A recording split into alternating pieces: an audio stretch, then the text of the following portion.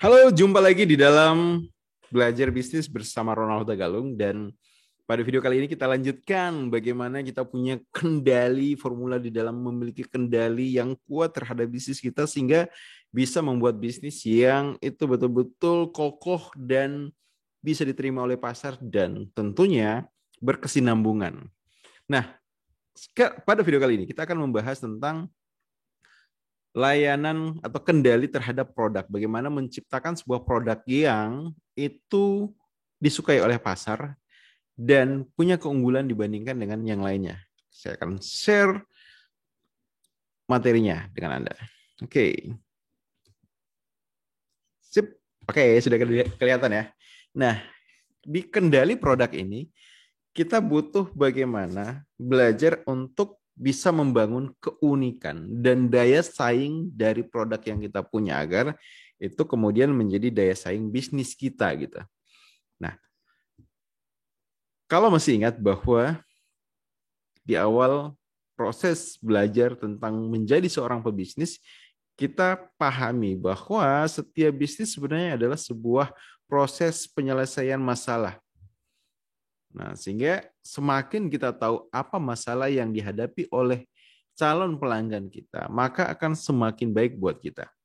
Nah, dalam kendali produk ini, kita butuh untuk kemudian melakukan proses penggalian seperti ini. Yang pertama adalah temukan apa frustasi terbesar calon pelanggan Anda.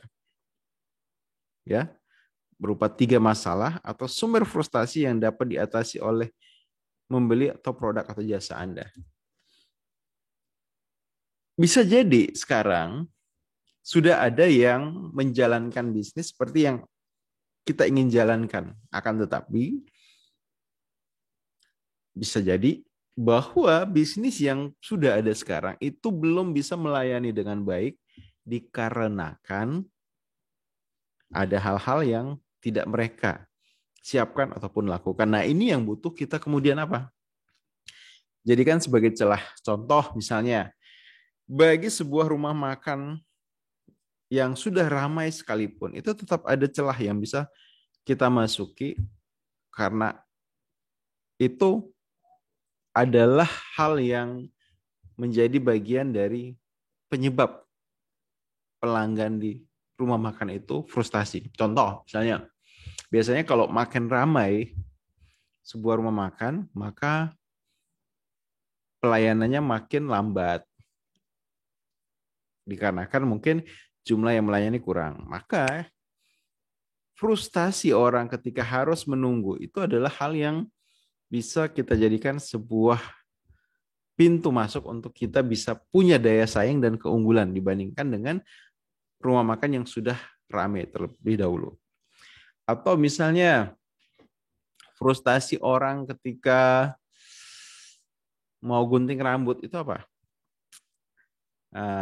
Harganya yang mahal. Nah, maka dengan membuka layanan yang lebih murah, itu bisa menjadi jalan kita untuk masuk. Atau mungkin sebaiknya jangan dalam konteks kita membangun bisnis yang lebih murah, tapi kita bangun bisnis yang itu lebih baik. Contoh, yang bikin frustasi orang ketika potong rambut, khususnya laki-laki ya, apalagi kalau misalnya mungkin potong rambutnya di barber shop biasa, yaitu adalah rambutnya nanti, kepalanya nanti gatal itu karena sisa rambut. Maka mungkin walaupun konsep kita adalah barbershop yang sederhana, tapi kita berikan layanan cuci rambut. Nah, ini adalah hal yang bisa menjadi solusi. Pada prinsipnya pada bagian ini adalah temukan apa saja yang bikin frustasi orang ketika berbisnis di tempat lain. Nah, temukan hal-hal yang membuat frustasi itu untuk kemudian kita berikan solusi di bisnis kita. Ya, seperti itu. Selanjutnya, setelah tuliskan 3 masalah atau sumber frustasi yang dapat diatasi oleh produk kita, maka yang kita tuliskan selanjutnya adalah apa 3 benefit utama dari membeli produk atau jasa kita? Apa 3 keunggulan yang bisa diperoleh orang lain, oleh pembeli, oleh calon pembeli ketika mereka membeli produk kita? Nah, temukan keunggulan kita apa? Apa yang menjadi membuatkan kita lebih baik dibandingkan orang lain. Dan apakah yang paling penting bagi pelanggan kita? Ini adalah hal yang harus juga kita ketahui. Di sini ada beberapa list ya, berkaitan dengan apa yang menjadi kebutuhan pelanggan. Yang paling penting selanjutnya adalah kita tahu calon pelanggan kita itu paling butuhnya yang mana.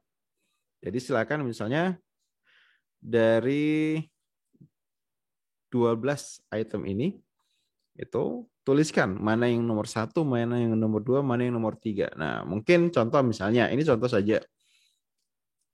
Dalam bisnis rumah makan, seringkali yang paling utama itu adalah konsistensi, karena ini berkaitan dengan rasa. Ya, orang pengen ketika dia makan di satu tempat, ya setiap kali dia datang rasanya sama gitu. Karena kalau rasanya berubah, otomatis berarti mengganggu dia untuk bisa menikmati makanan tersebut. Maka mungkin konsistensi yang pertama. Kemudian yang kedua adalah misalnya kecepatan pekerjaan dan sebagainya.